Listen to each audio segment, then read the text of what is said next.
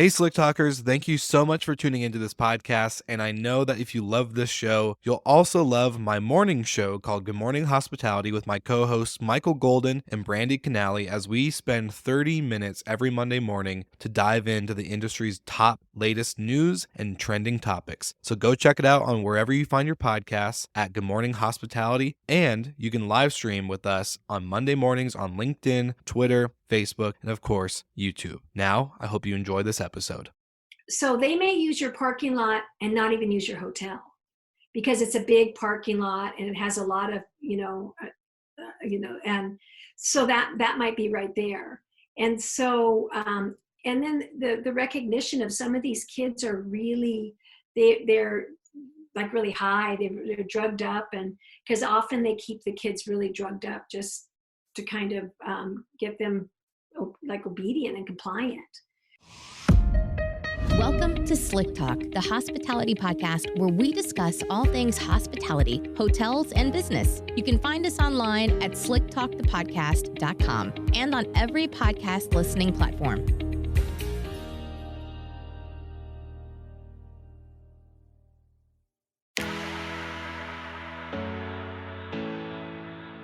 Staring down the barrel of a 60% permanent closure rate, it's time to fix what's broken. It's time to change the game. The hospitality industry is at a pivotal point. And it's become painfully obvious that business acumen and strategic planning will matter just as much as resilience. There's no shortage of resources ranging from how to apply for loans to how to negotiate with your landlord. But at some point, we will turn our sights towards the future. And when that time comes, we'll need tools and strategies to thrive, not just survive. In the hospitality industry, we fix our own problems. This is no different. We've created a group called the Hospitality Game Changers. It's on Facebook, a platform you already use daily. It's a space just for us where we're tackling the most difficult issues facing our industry and creating solutions. It's updated daily with the most compelling audio, written, and video content to make sure you're plugged into what's going on today and what can help us tomorrow. It's quick and easy and free to join. Just log into Facebook and search Hospitality Game Changers in the search bar. And you're all set. We can't change the cards that we are dealt, but we can change how we play the game.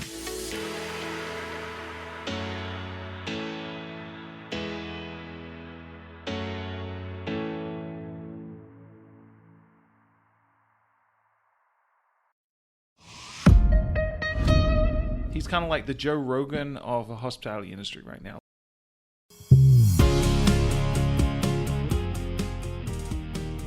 All right, everybody, welcome back to Slick Talk, the hospitality podcast, and I'm your host, Will Slickers. Today is a very serious topic, a very serious episode, but I'm excited to have this week's guest on the show. My friend Judy here, she's based out in California, and we're going to be talking about something, again, like I said, pretty serious regarding hospitality and, of course, people, humans. This is what we're here to do, is to take care of people. And part of that is a topic that I don't think is covered as much in our space, which goes into sex trafficking and awareness. So Judy is based out in California. Like I said, she is pretty much, I would just say, an expert at, how we as an industry can really start stepping up our game and becoming more aware of signs and all sorts of other things that are going on in our industry with this. And so thank you, Judy, for taking the time to come out and be on the show. I'm glad that, you reached out via email and that we got to connect. And now that we're finally here to bring up a serious topic into a serious space of the industry that I think, like you said, we need to address a little bit more. So thank you. Thank you for having me. I really appreciate it. I appreciate your willingness, because this is a tough topic. Yeah. It's hard to hear about. Even our conversation, it's some kind can be pretty shocking. Yeah. And disturbing. And so I always say that up front when I'm educating people, because they don't know the depth of it. And 80% of it happens in hotels. So knowing that, I just, again, I always encourage people, like, gosh, if you have to step away and take a breath and take care of yourself, because this is a really tough topic. Couldn't agree more. So I really like to start out the show with having our guests, give us a little bit of your background and who you are and kind of how you got to the points of where you are today with your course on educating the hospitality industry and hotels. about sex trafficking and, of course, the signs and indicators and all the other stuff that we're about to talk to in the episode. I was born, no, I'm just kidding. I won't go that back. Originally I'm an educator. I was a preschool teacher. I was a kindergarten teacher, always an educator. And then I proceeded to get a degree in kindergarten through 12th grade. I taught college. And so as I worked at the college, there was a program that was for foster youth to educate them on how to transition into get life skills and transition healthily once they're emancipated. And then with that, I taught foster parents and adoptive parents basic skills in parenting, how to parent a traumatized child, etc. And so, and I continued my education, and I got my doctorate in social justice and leadership for change. And that was based, my research was based on how trauma affects brain development and behavior. So I did that for years, and then they had something happen in California. Prior to this law, they had, when they found survivors, they used to put them in juvenile hall. And I was working with the district attorney's office. I said, I don't understand. They're not criminals. How can you? And so the mindset at the time was to increase juvenile hall, put a whole wing just for survivors. And I still don't get it. That seems ridiculous, because they were still thinking of them as prostitutes and criminals. And so then California figured it out. And so they put the survivors into foster care. And that's when I started to educate foster parents about trafficking, because they were going to get survivors in their home. So with that, I learned so much. And again, when I first heard about it, I couldn't believe it. And I couldn't believe how prevalent it was. And so then when I started training our foster parents, I was asked to do larger webinars and conferences, and we kind of became a spokesperson for this, because I really was advocating for these kids. Because at my college, when they extended foster care to 21, we have kids that are still in foster care, and they are in college, and they're survivors. So knowing them personally and knowing their story and seeing what's happened, and that's how can you not get involved? So that's kind of that's my educational job track to kind of where I am and how I got involved in that. Yeah. And so currently now you've created an online course there's a certain bill that passed. And so I kind of want to dive into, if you could, well, actually, before we get into the bill, I want to talk kind of maybe a little bit, can you give me some insight? Because when you start getting exposed to this type of stuff with the foster care industry, I've been a foster brother in the past. Like, my parents did foster care, and we've adopted 2 of my siblings too.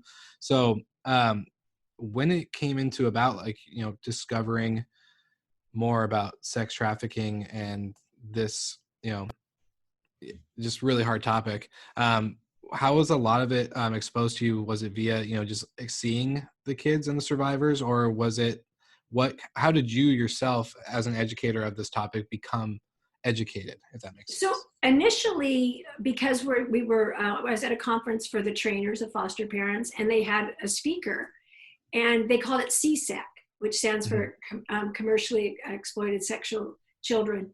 But I didn't know what that was. And when she started talking, I was flabbergasted. I had no idea. I did not know the extent of it. I did not know the reality of it. I think I was like most people and thought it was happening in other countries. And then when I heard about it, and then I was mandated to train it, I dove in. I thought, gosh, this can't be happening.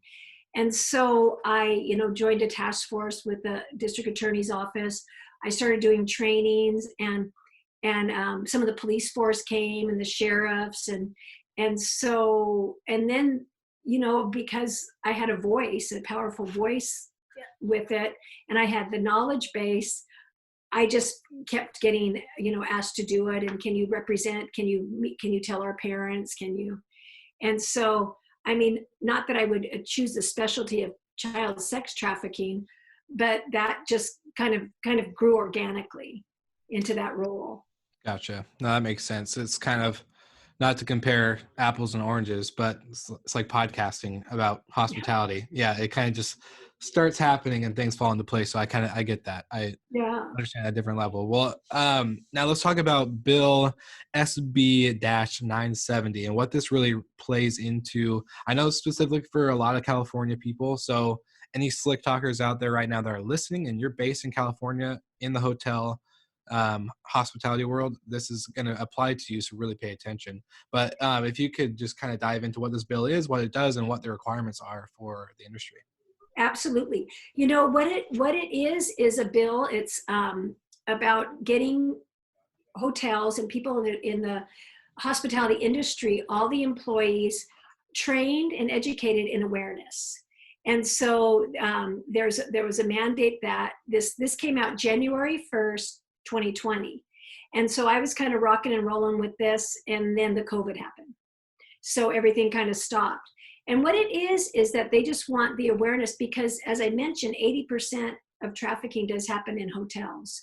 So they wanted to make sure from the top to bottom that there was a plan and there was education. So, and the bill also talks about that when someone's hired, they have 6 months to be trained. And if after that 6 months and they're not, they can be fined $500 the first time and $1,000 the second time. So now you figure you got a couple hundred employees, that's pretty steep. And so, that adds up. So what I did is I just really wanted to support this, because I know in Santa Barbara, we have this strip of hotels along the shore, along the ocean. And our biggest time, and we're not the biggest, but one of the increases in trafficking is when the cruise ship comes in. And so it's all those hotels along there. And when that came out in our district attorney's report on trafficking in our city, I thought, oh my gosh. And so learning about what was happening in regards with the hotels made me take notice. So the biggest thing is the awareness and being in compliance. And helping hotels become in compliance as quickly as possible, so they're not fined and they can help. Exactly. And even if it's just a small boutique hotel with 20 employees, that's 500 an employee to 1,000 again for a second time. That's still a lot of money for, I would say, even a small, that's just a lot of money in general. Yeah. So yeah, whether it's a couple hundred employees or just even 10 or more, Right. you're looking at couple quite a few thousands of dollars. So and I think again, this is like such a hard topic. Like this is something that who knows how many times in my past as a hotel front desk agent or wherever that I could have experienced somebody checking in that was doing this and getting away with it, and who knows how many victims have come across the lobby. And so this is this really does bring a light shed of yes, we do a lot of great work. We have a lot of meaningful connections in our industry. I still talk to guests that I've checked in 5 years ago that I'm still friends with. There's all these perks and benefits, but then there's a real dark side of right. This side of hospitality. And so I wanted to know, because you already listed off one of the facts that 80% right. of the trafficking is done in hotels. So right. Can you list off some other facts about sex trafficking and how it involves hotels? And leading up, a follow-up question, how can the staff front and back of house be aware in order to help? Well, yeah, so the statistics are that 80% happen in hotels, and 75% are the bigger hotels, the nicer hotels. And the reasoning that happens too is the trafficker feels he can charge more. He can charge more if he's in a nice hotel versus a roadside motel. So that's why they're usually at the and so there's still a good percentage, not a whole lot, but that are in those smaller hotels, about 5%, because it's too easy to be caught when you're in a smaller hotel and people recognize people, you have return guests, it looks more out of place. And so that is, and the other thing that really is a hard fact is that most of in trafficking, the average age of girls being trafficked is 11 and 12 years old. And so that, when you think of that, that's a kid in junior high, barely in junior high. And so that's that age. Yeah, I have nieces that age. I got 11 nieces and nephews, so it's like that's scary to think. Just like Yeah. that. You apply that to like a real life scenario. Right. So so that's are some of the disturbing facts, and it's not just girls, mainly though, but not solely. So Yeah, when we first had our pre-chat, you kind of did talk about the segment of boys that are being trafficked as well. Yeah. Do you? Not that it's important, but what type of information do you have regarding with that side? Because I think it involves children as a whole. Like this is something Right. that is taking place and impacting a generation of kids that are forever Exactly. going to be Yep. scarred with this. So Yeah. So the thing about the statistics with boys is boys don't really talk about it. But the statistic on sexual abuse is 1 out of 7 boys have been sexually abused. And so, but boys usually don't talk about it, and they don't tell about that experience. And so typically how boys get into it is they ran away. They're runaways. They're not really like lured or targeted as much as the younger girls, the girls. So our other vulnerable populations are foster youth and our LGBTQ population. They're just our highest population in trafficking. And I know with foster care, sometimes it is that the kids get older and they lose track of them. And if they're runaway and people think, oh, they ran away again. And so they don't put out the effort to look because they've always run away when in fact they were trafficked. And traffickers will sit outside a group home where foster kids are, and they'll wait. Hey, how's it going? Hey, you look nice today. And they'll get that familiarity. Hey, it's raining. Do you want to ride? And once they get in the car, they disappear. So those are our real vulnerable ones. And with boys, again, that the statistic is tough because they don't really talk about it. And it's typically runaways or introduced through who they thought was a good friend. Wow. It's just, that's heartbreaking. And I just think about, like kind of back to the whole hospitality aspect is that this is a industry that is based off of relationships, and especially with kids that don't have, solid relationships in foster care. Those are the ones that are always seeking that the most. And so just to hear that gets taken advantage of is right. And those it's rough. Those are kids that don't have the stability, and they're looking for that to fit in somewhere. And so that tricking and grooming process tends to be easier because when someone shows up that's going to be everything they dreamed of, that is, that they fall for that. Yeah. They don't, so that's the hard part. I found it interesting that you said that, it happens that, majority of it is at the bigger hotels, right? So right. Makes sense to me. Like I get that there's, less opportunity or chance to be recognized, get caught, bigger crowd, the better, blend in type mentality. But because I've worked in a big hotel myself, 716 rooms, 60,000 square foot of event space, multiple bars, valet, room service, all that type of stuff. Yeah. So what are key indicators that staff, like I said, front or back of house, can be aware of in order to help prevent this from continuing on in our industry? And in, like if it's 80% is in the hotels, that means we have a huge impact by being able to see indicators and potentially save lives. But then this is also kind of a hard part to it, is that we can't just go around accusing everybody that maybe has, because we're still a business, but then at the same time we are looking out for our guests. So it's a very hard spot to be, especially because I know somebody told me, hey, I think that person's sex trafficking. I don't know what I would have done at 20 years old when I heard that, so I'm kind of curious to see what the indicators are for staff. Right. Well, even to start that off, when you have some awareness of something, all of a sudden you see it more.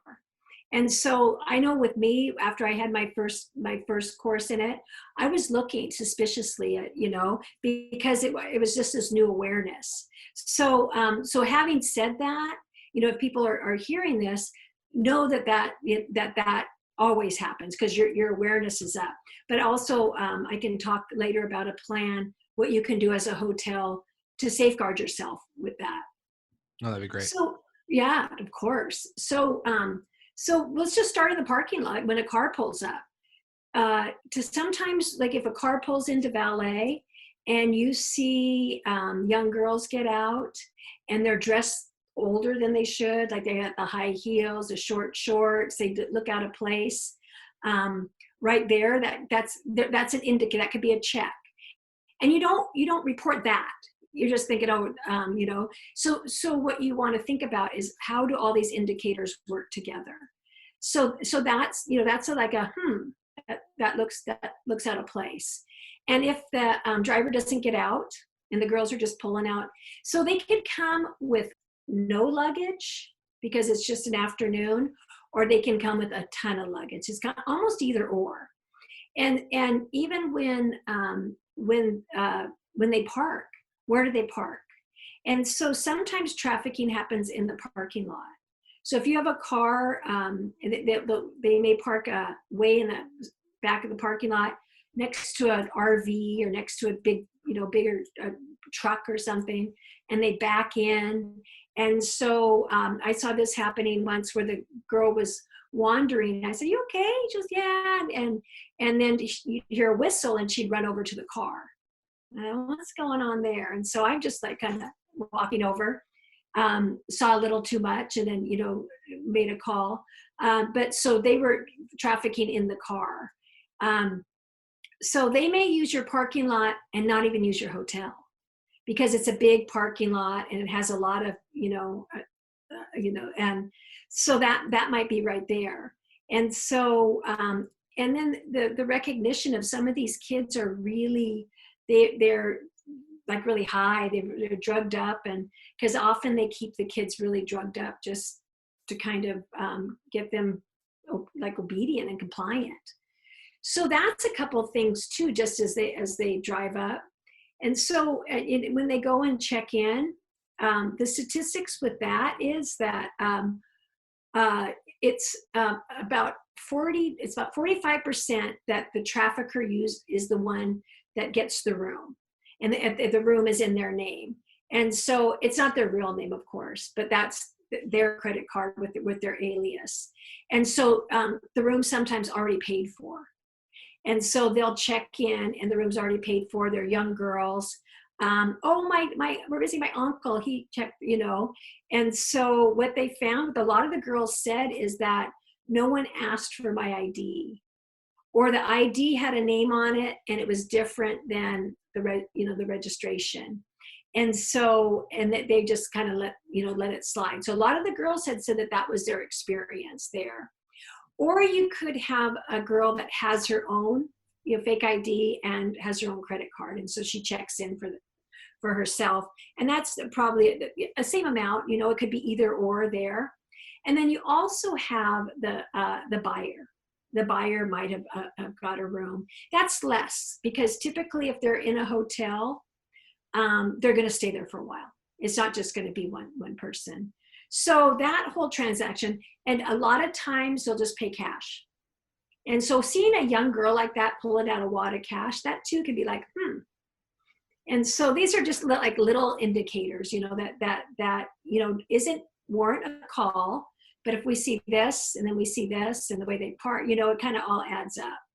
Yeah. So, so when they go to the room, they typically request a room near the stairs, like lower on a lower bottom floor near the stairs, and so that's typically. Often they'll ask for adjoining rooms near the stairs, because one room will be the where they kind of live, and one room would be the traffic room. So for example, all the clothes and luggage and bags will be there, and the other room would be where trafficking actually takes place. So so that's just kind of just as on the check-in. And there's also often what happens if like their traffickers are there for an event, like I mean, the Super Bowl is a famous event for trafficking. They'll check in for one night, and they'll keep adding a night, add a night, add a night. So, and that's kind of the check-in process too. And so, is this what you're kind of looking for, like these examples? Yeah, exactly. And I wanted to make a comment on the check-in part with the ID, that, you know, the prepaid reservation. From my experience, I've trained this, you know, as a front office manager to my staff all the time, with not just sex trafficking. There's obviously drugs. There's normal, just regular prostitution. There's all sorts of other things that go into it, right? But the biggest thing is that there are so many red flags on a reservation if something is actually going down, like that you can really tell most of the time. Like I always tell my, like, there's, you know, in the industry, there's this big topic of OTAs and, you know, commissions and getting more direct bookings. But really, when it comes to awareness of stuff like this, actually the biggest giveaway is when a reservation is pre-booked, prepaid via Booking.com, Expedia. I was just going to say that. Yeah. That's every time I've had to send security or myself up to a room for a noise complaint involving partying or whatever. Those are the biggest ones. Like kids in high school will book a nice luxury hotel room and go party with their underage friends and drink, or again, you know, trafficking, other things like that. And so the biggest thing is a prepaid Expedia reservation or Booking.com.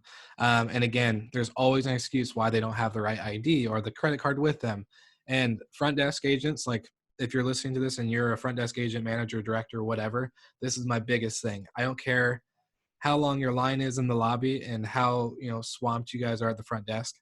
This is where we need to pay attention the most. And I know I slacked off in the beginning of my career, but from the day on, like I became a supervisor, like every guest, you need to manage the credit card and ID, like, no matter what. That's just kind of a given. It's not just for, you know, validating, you know, that you're not going to get a charge back, which is a biggest fear, but how about, you know, managing sex trafficking happening in your property? That's kind of a big deal. So always checking that they match up, and never ever allowing cash at check-in. I don't know if I've had so many people that I worked with that would be like, oh yeah, I'll just take the couple $100 and not swipe a credit card. That is the dumbest thing you could ever do. You're just opening up so many doors to let bad shit happen. So it's just, this is my biggest pet peeve. Like, and I'm glad you hit that, because there's so many red flags. Right. And I know I could rant on for it and all that, but I just think this is the part that we need to be extra considerate when we're doing our job. I know it's sometimes that we get so used to, we have X amount of check-ins, X amount of checkouts, but we really need to start looking into each detail, being aware, kind of like you're saying. Yeah, I'm glad you brought that up. That was my next point. And the other thing too, what a lot of the girls said is that they had an ID that matched the license or the credit card, but the license or whatever the ID said, they were like, you know, 28 and they're 14 or something. And these girls are taught to lie about their age, you know, and so if anyone asks. The other thing too is, you know, a lot of times you'll have a parent that books a party for the sweet 16 or so that happens too. And they'll say, oh, my parent did this. It's my 16th birthday. And so that too is something that they'll use. A group of girls being in the same room together makes sense. There's a group of girls. So so it's just things like that, in that a lot of it can be noticed in the checkout too.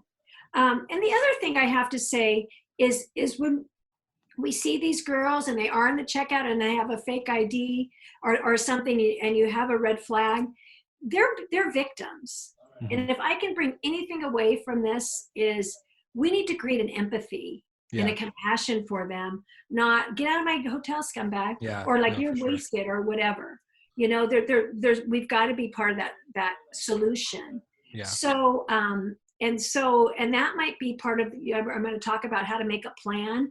That might be part of that plan. what do we do if we know? Can we have a piece of paper say, are you okay? And then, there's things that you can do through all the different places in the hotel to have that signal. Mm-hmm.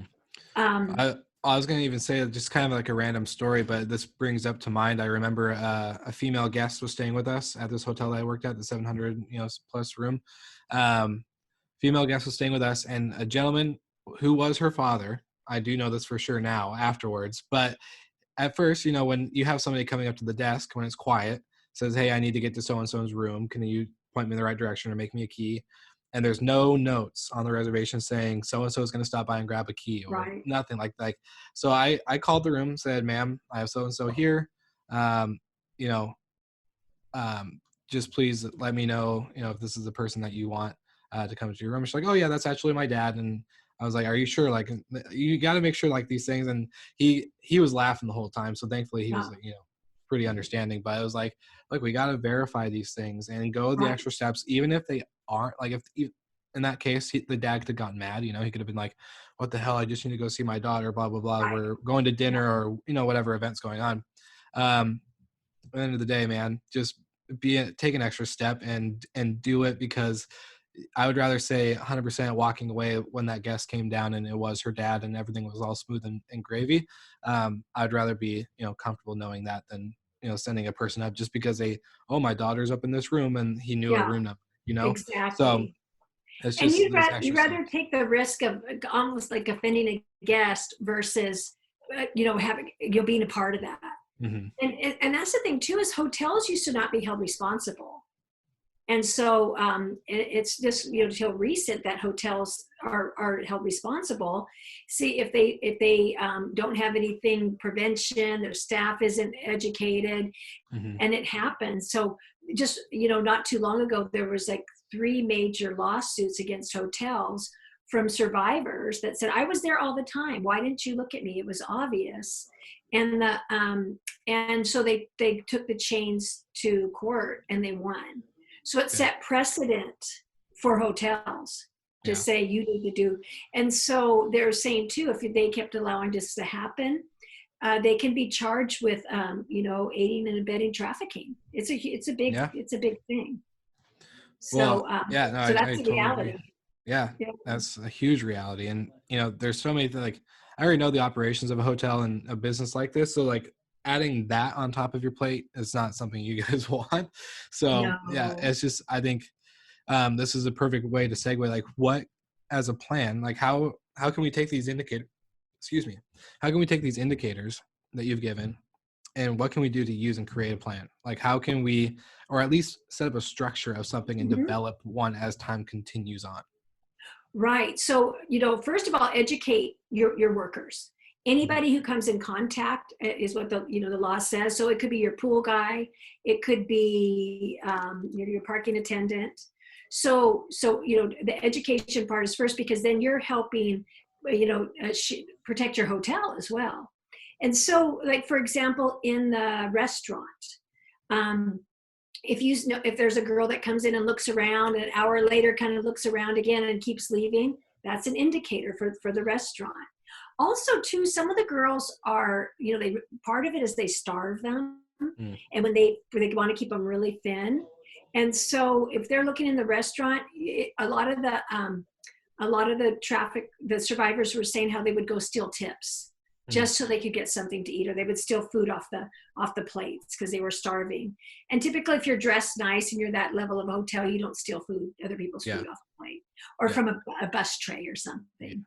And so that, in the restaurant, other things that hotels do, aside from having signage in the lobby and in the front door, is in the women's bathroom, they'll put a thing. If you're trafficking or you need help, please come to the bartender and order this drink. It'll be a certain drink. And so, but they change it up, and so if they order that drink, they'll say, hold on, and they'll call security. And so they'll help there. And so, carding people that come in and really looking like, this 14-year-old is certainly not 25, and that's all stuff you guys do. Most hotels would do anyway. We hope. Yeah. Yeah. If we see them, popping in and out of the hotel, I mean, into the restaurant, and night after night, same girl, different guy. That's one of those things.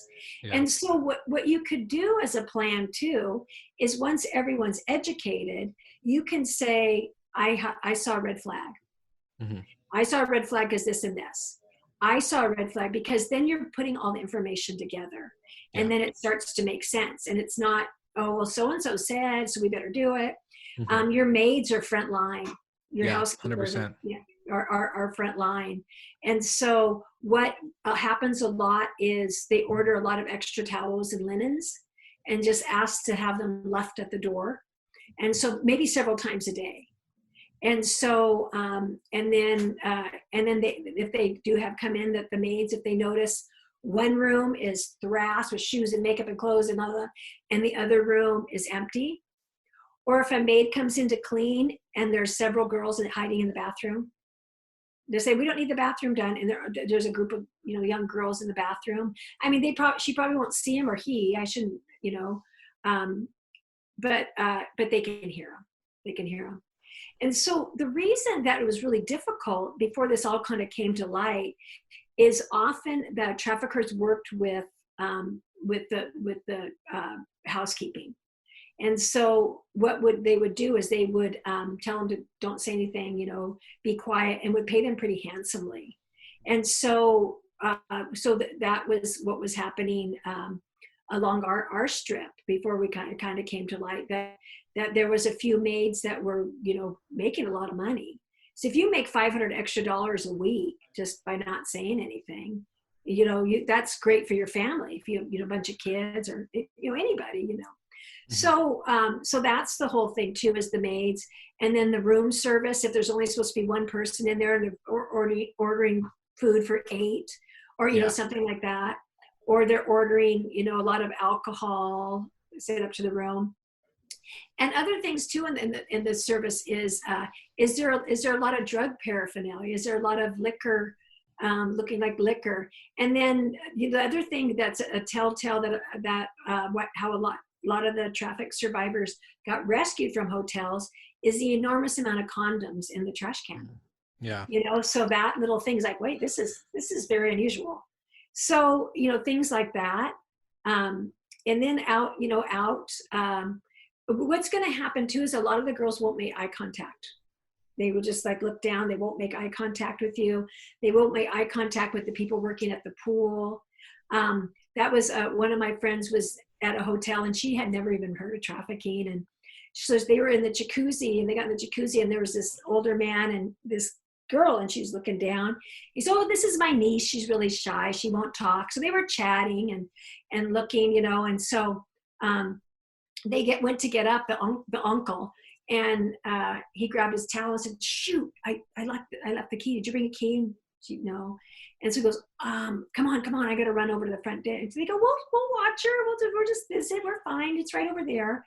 And as soon as he turned his back, she said, help me. And she's like, what?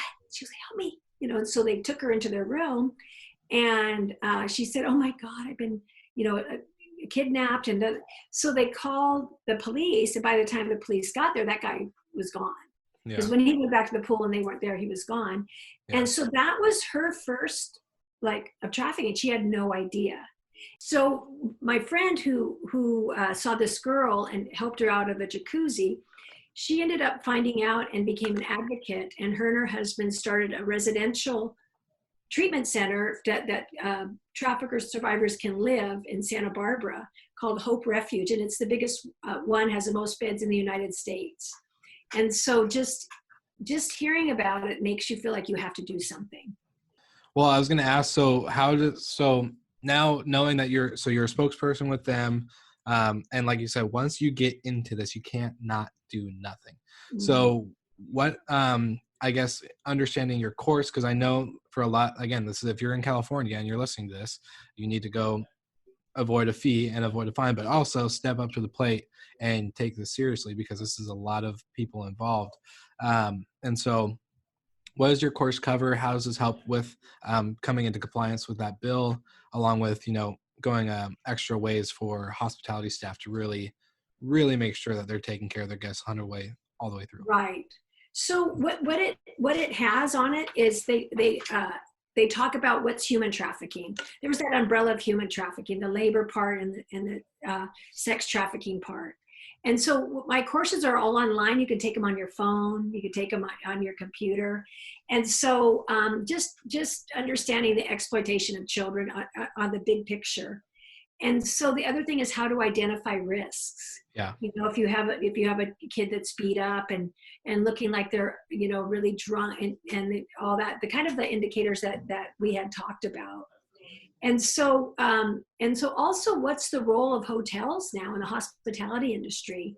What's your role, and what are you, you know, what can you be charged with, and what can you, and what can you do, and how can you can make a plan?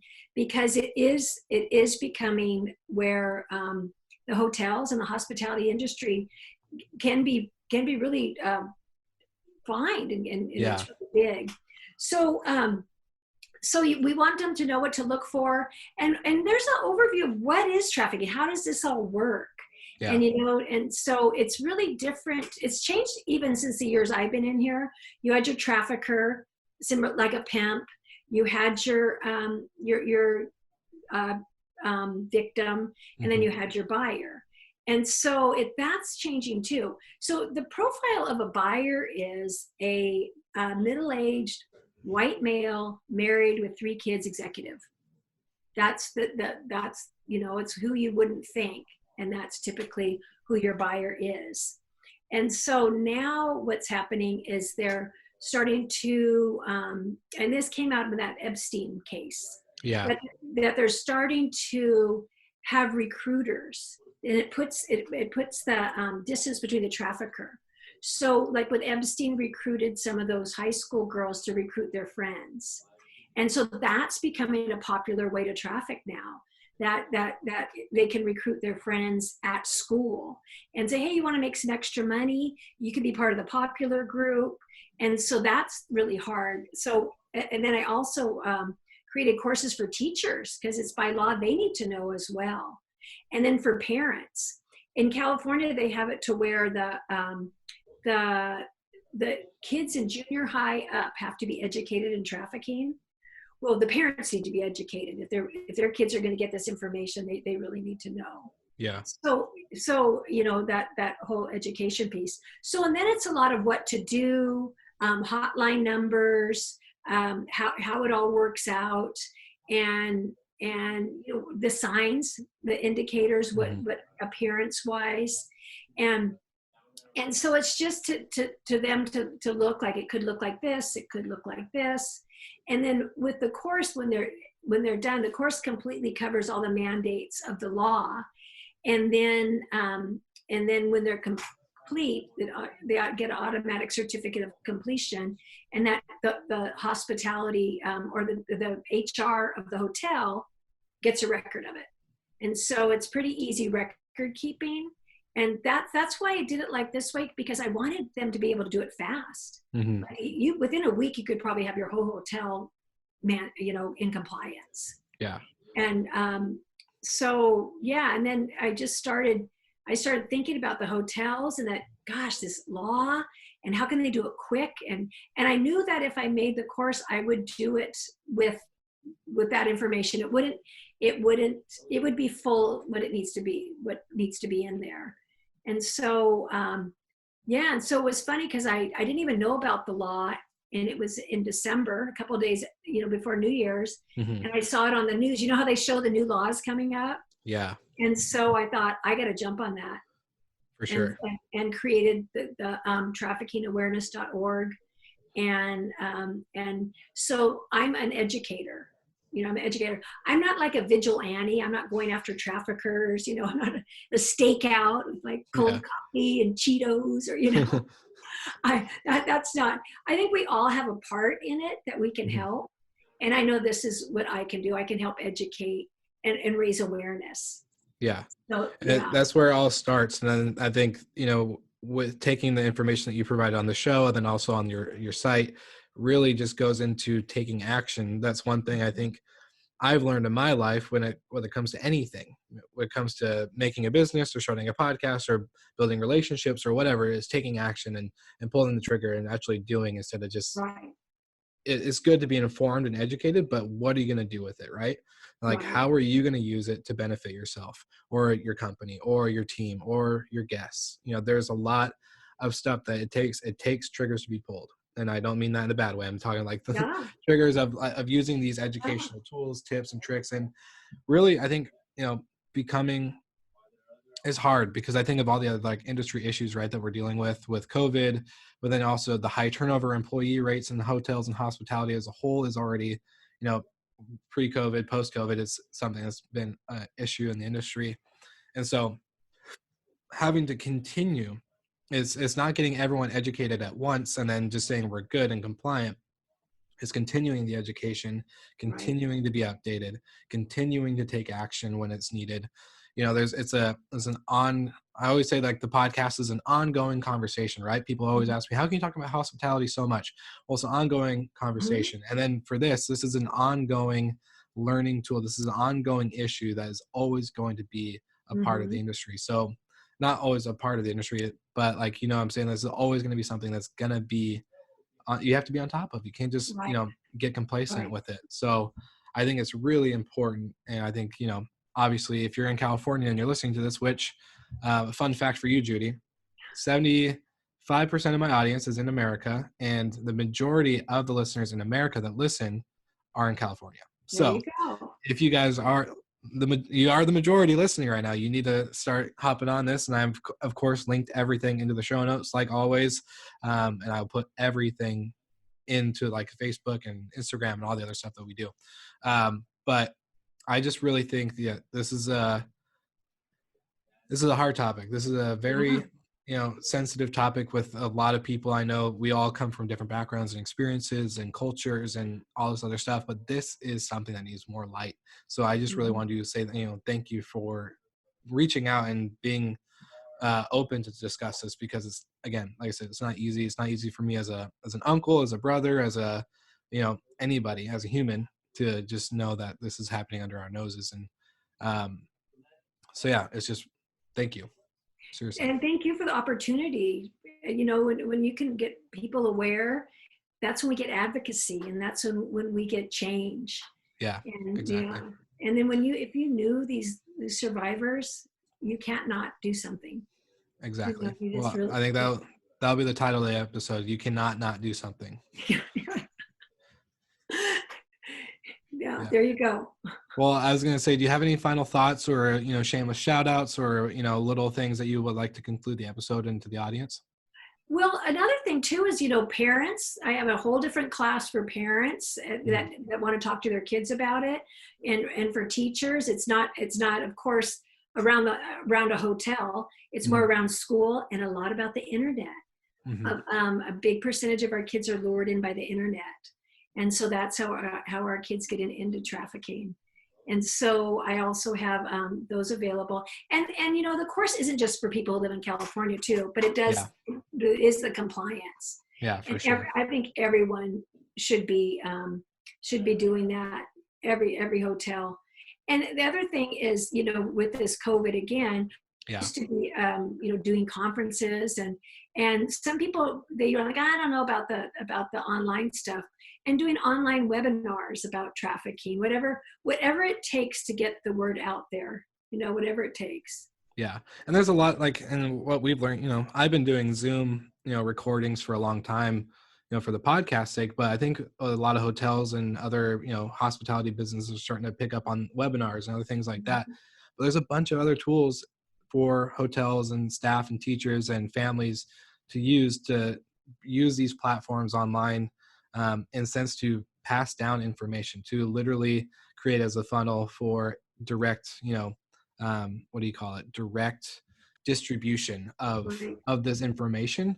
And so, yeah, don't be afraid to use it, because I love Zoom for webinars or other things, but you can create so many things really quickly and really effectively. And there's a lot of hospitality companies I know, in the space that, video trainings and other things like that, you can create your own material and pass down right to your staff, and then automatically, so they could take your course and automatically distribute it or do something like that. There's a lot of things out there. So really, I think it's too easy I would say it's too easy not to do this. Again, at the same time, like super, it's right there. It should be boom. Right. And the bigger your staff, the lower the prices. And when you have a really big staff, it's ridiculously low, but the goal is to get the awareness out there. Exactly. Yeah. Well, thank you, Judy, so much for being on the show. It's been a real pleasure to really get to meet you and get to know you and see what you're doing. It's amazing. So if you ever have any updates and you want to, of course, let the audience know anything that's going on regarding this topic, I'm always going to be here, so you know where to reach me. And then, of course, Slick Talkers, check out the show notes. I'm linking everything in there. So Judy's website, Judy's everything will be in there. So go ahead and go ahead and check it out. Make sure that you are compliant, but also being aware. And thank you again, Judy, for being on the show. Thank you very much. Thank you so much for listening. We love your support and want to provide the best we can to all our listeners. So please find us online, social media, and on Spotify, Apple Podcast, and Google Podcast.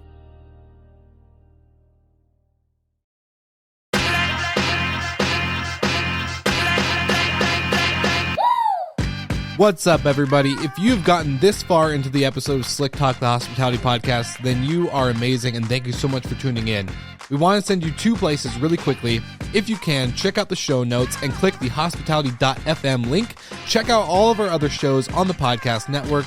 And don't forget, if you have someone that you want to hear on the podcast, then fill out the guest fill out form so that way we can get them on the show. Thank you so much for tuning in, and I hope you enjoy another episode of Slick Talk, the Hospitality Podcast.